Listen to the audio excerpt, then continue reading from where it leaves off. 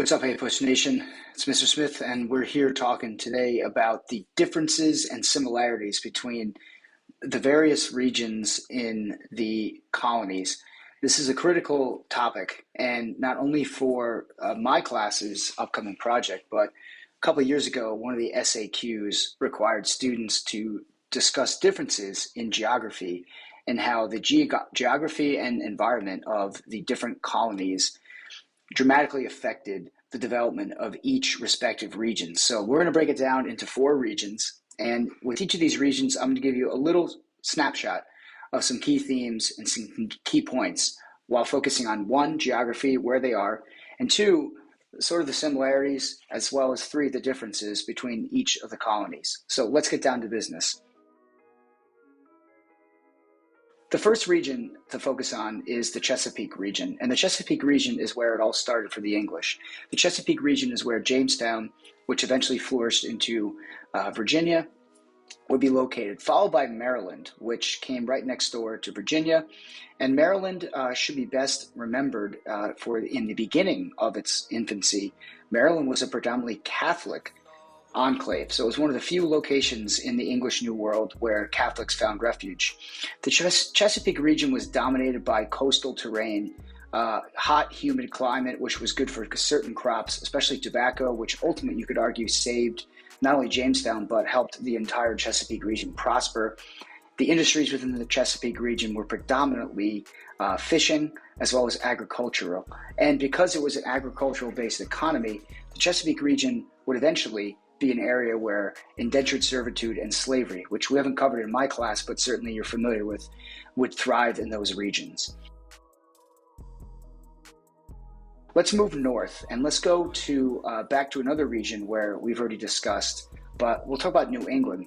New England included colonies such as Connecticut, Rhode Island, New Hampshire, and of course, where it all started in the Massachusetts region. And remember, when Massachusetts Bay came after the Plymouth colony, so eventually Plymouth and Massachusetts formed one colony and became the greater area of Massachusetts. New England has characteristics that all the English colonies had characteristics of, which is thriving religion and especially Protestantism, with the exception of Maryland. The vast majority of the English colonies were predominantly occupied by Protestants, although we'll talk about in one region where that was somewhat of an exception. But New England's lifestyle was dominated by Puritan and other Protestant denominations, and really the influence of the Puritans was widespread in form of government, in the form of culture and societal norms. But agriculturally speaking, life in New England was dominated mostly by small farms, small family-owned farms. And this is a contrast to the Chesapeake region, where you had much larger plantation-style farming going on, as well as a contrast to other parts of the colonies. In New England, though, you had smaller farms, and as a result, there was less a reliance on indentured servitude as well as slave labor. Not to say there wasn't slave labor or indentured servitude, but in New England, the economy was driven by agriculture, as it was in all of the colonies. That's a good continuity and good similarity. But New England also had a heavy fishing industry due to its mostly coastal setup. Much of the big cities in the colonies were along the coastline. So lots of fishing, lots of farming, and also lots of timber. Forestry was a very important industry that dominated New England. So those were some of the thriving parts of the New England economy. But again, I want to emphasize that New England was predominantly a religious region. That was one of the key characteristics of that dominated the way of life in the New England colonies. If we hop down along the eastern seaboard, we get to the region known as the Middle Colonies. And the Middle Colonies included future states such as New York, Delaware, New Jersey, and Pennsylvania. And those 4 share an aspect in common that is critical to capture here in the Middle Colonies. More than New England, more than the Chesapeake, and more than any other part of the American colonies, England's Middle Colonies were a region in which there was bustling commercial activity, lots of trade, but also lots of cultural, religious, and ethnic diversity.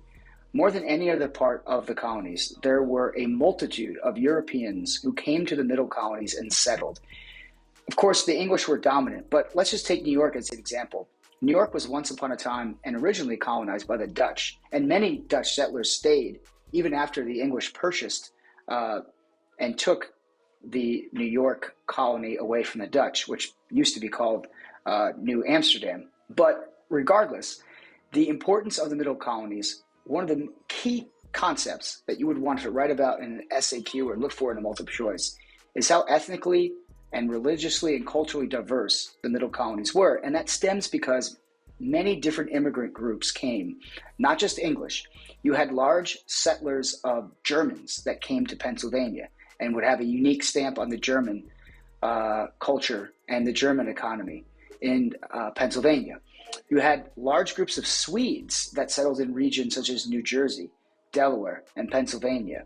You had French Catholics. You had English Protestants. You had Dutch Protestants, Dutch Catholics, just really a true mixture, a true melting pot. We hear that term referred to in modern day American history that due to the large pools of immigrants that have arrived in the United States. But within the colonial period, the middle colonies were by far the melting pot of the English colonies. Economically speaking, I already mentioned lots of commercial activity in the middle colonies, but a dominant theme in the middle colonies is the fact that there were great opportunities for farming as a result of the fact that middle colonies were agriculturally strong due to great soil and great terrain.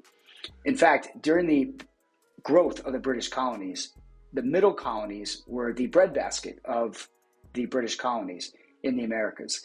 There's no doubt that more grains and wheats and staple crops were farmed in these territories, which again was dominated by a diverse immigrant population. Another reason that ties this all together that's interesting about the middle colonies, in contrast to the New England as well as the Chesapeake and Southern colonies, is that many of these immigrants came as either indentured servants or they rented the land from wealthy landowners. And that developed a unique part of the middle colonies' agricultural and economic way of life, which becomes known as tenant farming. Tenant as in you're renting from a landlord, but those tenants then worked and farmed the land. And that's what helped create such a bustling, thriving, agricultural-based community. But again, there was evidence that slaves and indentured servants flocked to the middle colonies as well. And lastly, we get to the southern colonies. The southern colonies made up of North Carolina, South Carolina, and Georgia. Sometimes you'll see Virginia and Maryland sort of lumped in as part of the southern, but we distinguished them earlier with the Chesapeake. In the southern colonies, here's where you get the hot, humid weather, the sticky, moist air would breed certain crops to flourish in these regions. And the main cash crops of the southern plantation economy would turn out to be rice, indigo, which was an important dye for clothing, kind of similar to what I'm wearing on my shirt here, tobacco, as well as cotton eventually. The growth of cotton would be synonymous with the southern colonies. What made the southern colonies unique from the other parts of the colonies are a couple factors. First, a lot of the people who settled in the southern colonies were former planters that arrived in the Americas looking for a new opportunity from the Caribbean. Either slave insurrections in the Caribbean, which were quite common, crop failures, or just bad luck led to lots of former planters arriving in the southern colonies looking to emulate the plantation lifestyle that many became accustomed to in Caribbean islands that the British had, like, for example, Barbados or the Bahamas or Bermuda. So many came over and began settling in the Carolinas and Georgia. Georgia, in fact, was interestingly a penal colony. Many former British prisoners were sent there in the beginning as a buffer between the British colonies and Spanish Florida, because Spain had Florida, something we learned earlier in the year. Regardless, the plantation economy is a true defining characteristic of the South. Yes, there were plantations in the Chesapeake, and yes, you had large farms in the middle colonies, as well as smaller farms in New England. But the southern colonies is where the bulk of the eventual slave trade is going to thrive, as well as indentured servitude, because of the demand for hard manual agricultural labor. So keep that in mind as a distinguishing characteristic. of the southern colonies. But again, most of the southern colonies, as well as the middle and New England and Chesapeake, were coastal based. So lots of commercial activity poured in from the southern colonies. Most of their big cities, like Charleston, for example, was in Savannah, were built right on the water. So that's a continuity, that's a similarity that stays the same when looking at all the different regions. One other thing, though, that distinguished the southern colonies that I want to make clear is because the southern colonies were such a commercial-based plantation economy with trade, a lot of ties, there was strong loyalty ties to England and the United Kingdom.